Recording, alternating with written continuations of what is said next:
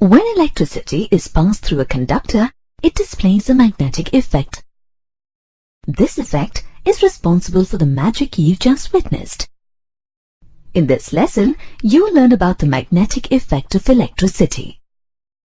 At the end of this lesson, you will be able to describe the magnetic effect of electricity. Apply Maxwell's right-hand grip rule and Maxwell's corkscrew rule to locate the direction of magnetic field lines due to current carrying conductor.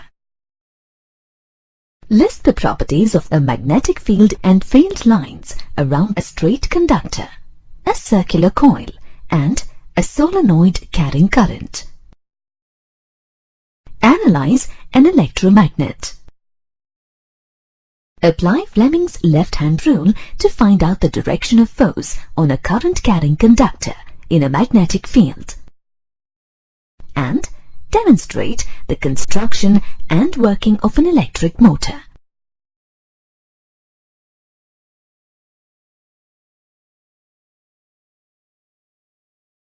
Hans Christian Ørsted conducted an experiment to demonstrate that electricity produces a magnetic effect.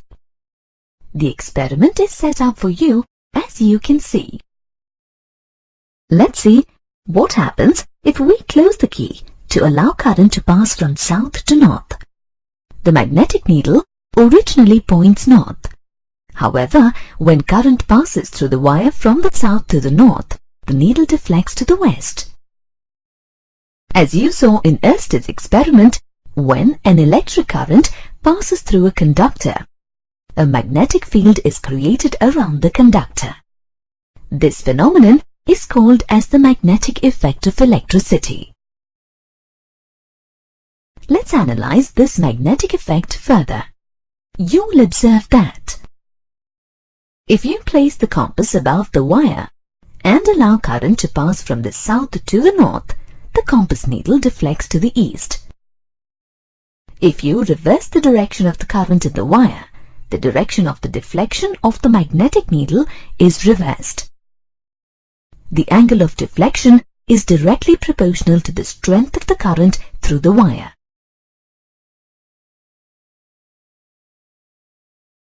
A magnetic field is the extent of space surrounding a magnet where the magnet's effect can be felt. Thus, it represents the region under the influence of the magnet, just as an electric field represents the region of electric influence. A magnetic field consists of a number of magnetic field lines, generally referred to as magnetic lines of force. Magnetic field lines represent the lines of action of the force acting on a unit north pole placed in the magnetic field.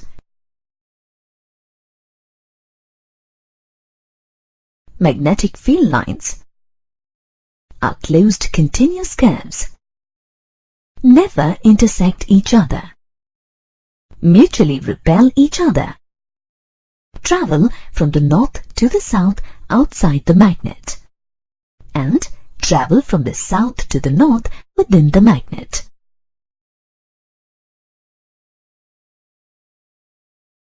You can determine the direction of magnetic field lines due to a current-carrying conductor using Maxwell's right-hand grip rule.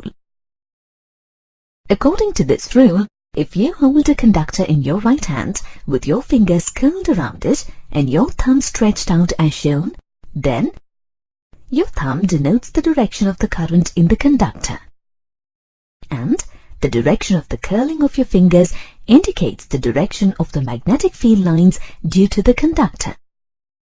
In the example shown, the current in the wire AB passes in the direction of the thumb, from end A to end B.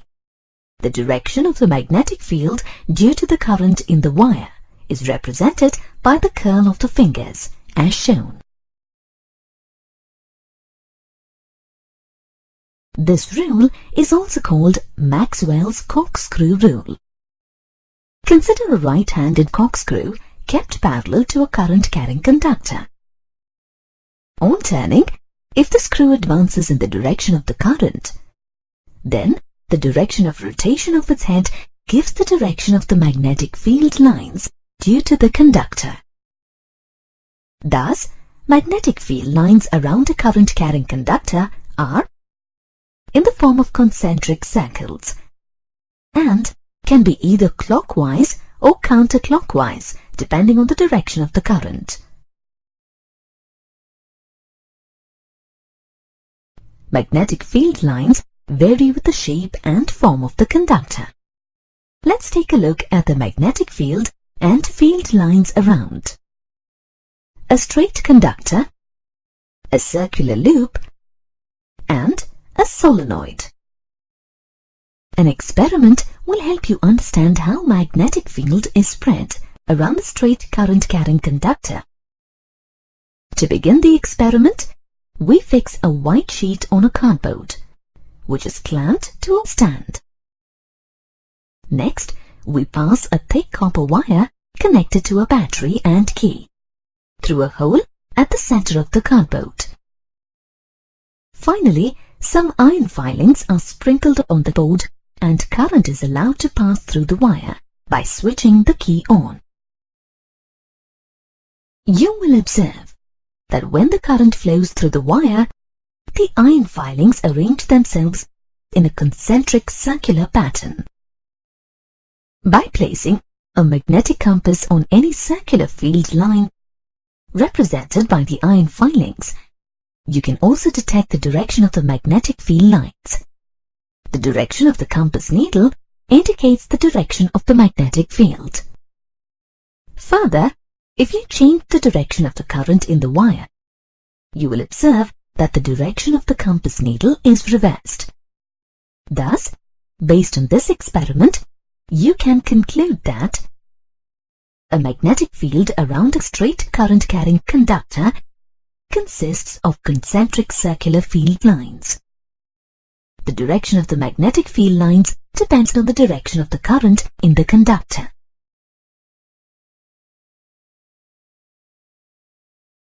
In general, magnetic field lines around the straight current-carrying conductor form concentric circles around every point on the conductor, with the center on the axis of the conductor.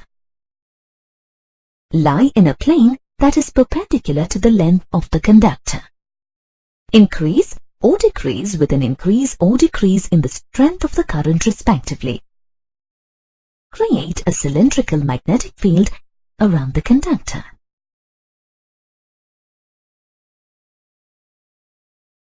We can analyze the magnetic field of a current-carrying circular loop through another experiment. We begin by fixing a white sheet on a cardboard and clamping it on a stand. Next, we pass a thick copper wire through two holes on the cardboard so that it makes a curve and forms the shape of a loop. Then, we connect the ends of the loop to a battery and a key. Finally, we sprinkle some iron filings on the board and allow current to pass through the loop. When current passes through the loop, the iron filings arrange themselves in two sets of concentric circles on the cardboard.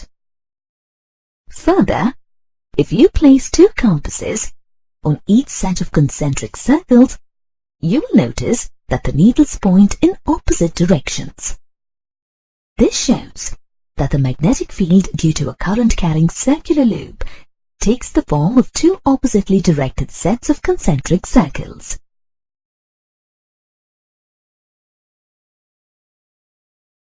Magnetic field lines around a current-carrying circular loop have the following properties.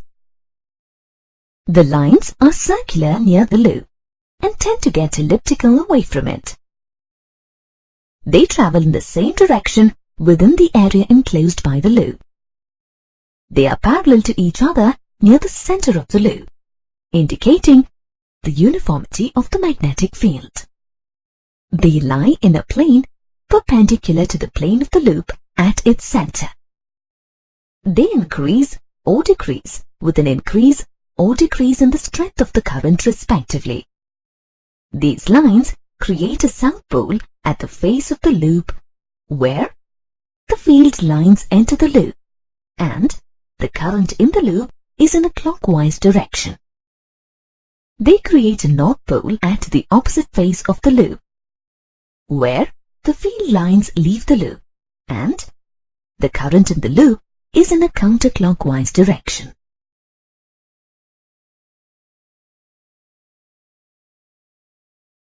A solenoid consists of an insulated conducting wire wound on a cylindrical tube made of plastic or cardboard.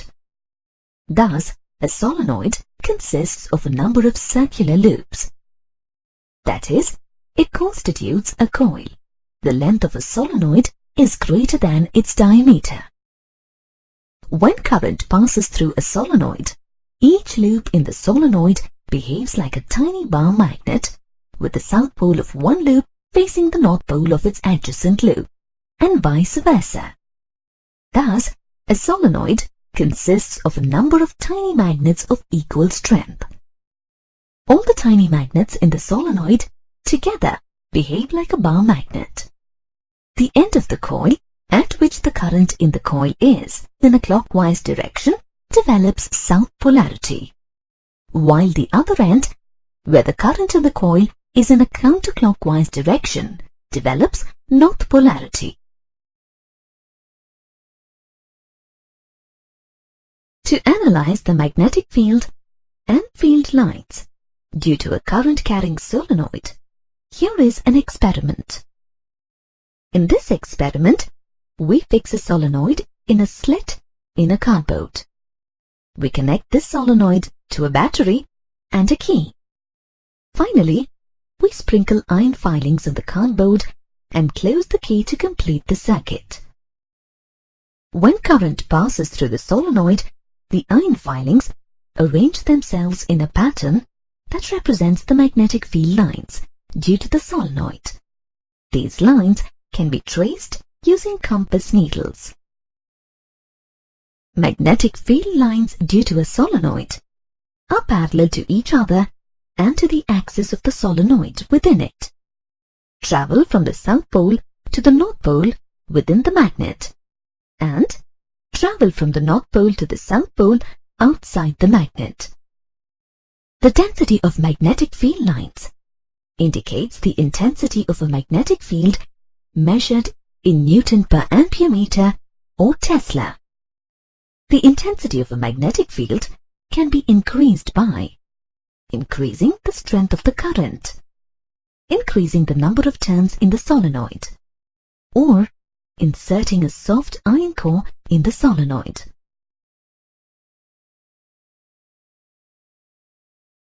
Using electric current, you can create magnets out of metals like iron, nickel, and cobalt. Magnets created using electric current are called electromagnets. An electromagnet is a magnet made of a coil of insulated wire wound around a soft iron core. The iron core is magnetized when an electric current passes through the wire. In other words, an electromagnet is a solenoid with an iron core. Electromagnets are more useful than permanent bar magnet in the following ways. Electromagnets have a stronger magnetic field than permanent bar magnets. It is possible to reverse the polarity of electromagnets, but not in the case of permanent magnets. Electromagnets can be easily demagnetized by interrupting the current.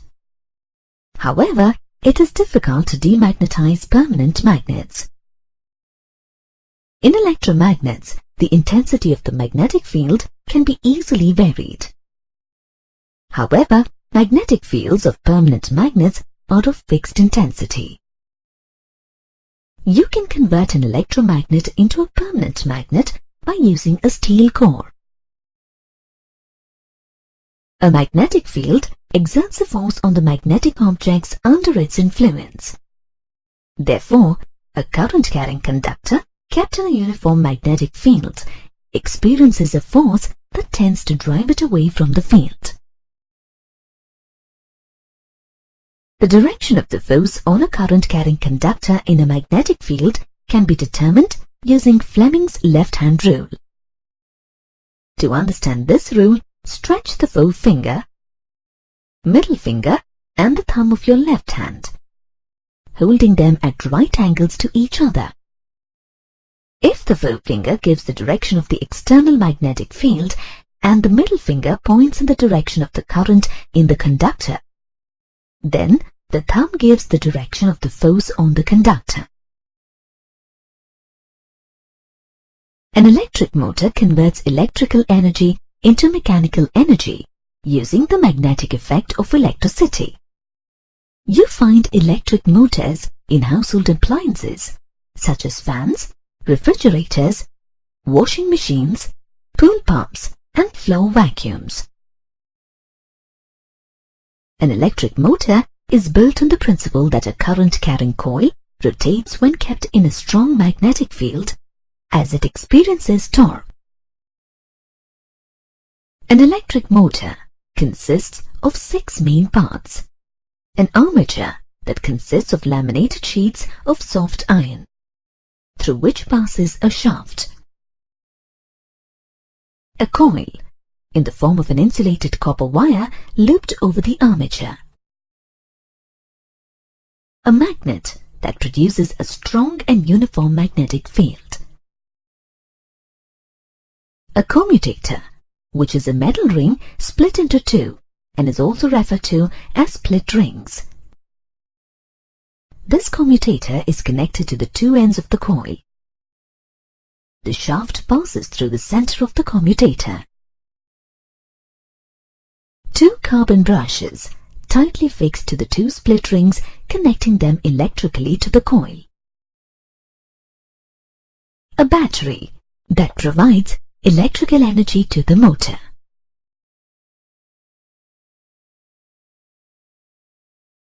Let's examine how an electric motor works. Consider a rectangular coil PQRS, placed horizontally between the north and south poles of a magnet and connected to a battery. The end of PQ part of the coil is connected to the battery through the split ring S1 and the brush B1. The end of RS part of the coil is connected to the battery through the split ring S2 and the brush B2. Initially, current is directed from P to Q in the arm PQ and from R to S in the arm RS. This arrangement is similar to that of a current-carrying conductor in a magnetic field.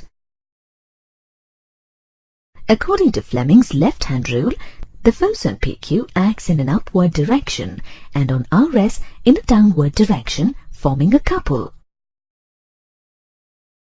The coil begins to rotate until its plane becomes vertical, that is, perpendicular to the direction of the magnetic field. Magnetic fields of the coil and the magnets become parallel to each other as the coil rotates by 90 degrees and the couple acting on the coil becomes 0. However, the coil rotates further through 180 degrees due to inertia. The plane of the coil becomes horizontal again. When the coil rotates by 180 degrees, the split rings also rotate along with the coil. Now, the split ring S1 connects end PQ of the coil to carbon brush B2. Similarly, S2 connects RS to B1. This reverses the current through the coil. The current now enters the coil through S2, passes along S, R, Q, P, and leaves the coil through S1. The torque acting on the coil causes PQ to go down and RS to go up. The torque acts on the coil until it rotates through 90 degrees. Further, it rotates through another 90 degrees due to inertia and becomes horizontal again. On completing one full rotation, the split ring S1 connects PQ once again to carbon brush B1. Similarly, S2 connects RS to B2. Thus, as long as the coil is connected to a battery, it continues to rotate and convert electrical energy into mechanical energy. The power of an electric motor depends on the strength of the current through the coil, the number of turns in the coil, the area of cross-section of the coil, the strength of the magnetic field, and the lamination of the iron core. This lamination reduces energy losses.